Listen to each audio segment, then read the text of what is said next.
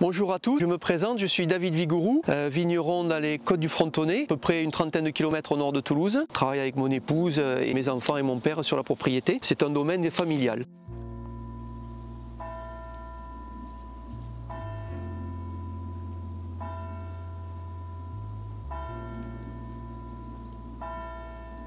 Alors aujourd'hui on va déguster le rosé de Seigné. Avant ça je voudrais vous montrer un petit peu notre philosophie ici à Baudard.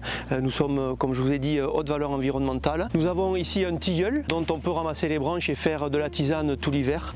On cultive aussi quelques framboises pour faire de la confiture que vous avez ici. Ils sont abrités du soleil par des parasols. On a aussi quelques fleurs, voilà, pour faire des bouquets, pour s'excuser auprès de madame quand on rentre tard le soir et qu'on a travaillé toute la journée. Donc on va déguster ce rosé de Seigné. Baudard, 80% des rosés sont faits en Seigné. Ce sont des rosés qui sont plus aromatiques, on va dire, que peut-être les rosés de Pressé. C'est un rosé qui est élevé sur lie, c'est pour ça que je l'ai appelé cuvée prestige. La lie va être présente tout le temps de l'élevage du vin rosé. Elle va permettre d'alléger en sulfite le vin rosé puisqu'elle protège de l'oxydation.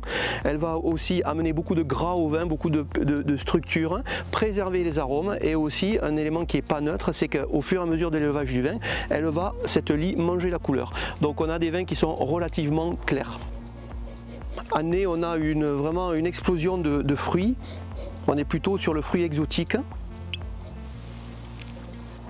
La bouche est grasse, sans acidité. Il faut savoir que la négrette, c'est le cépage le moins acide de tous les cépages. Il en existe des centaines et la négrette elle est vraiment en manque d'acidité.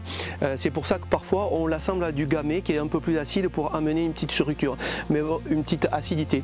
Mais vraiment en bouche on a ce côté soyeux, rond, avec quand même du relief. Un rosé qui se boit pas trop frais, on va dire à 8-10 degrés. Au nez comme en bouche vous retrouverez autant de couleurs et de saveurs que ce massif de fleurs derrière. Voilà. Je vous souhaite une bonne dégustation, à boire avec modération. Merci.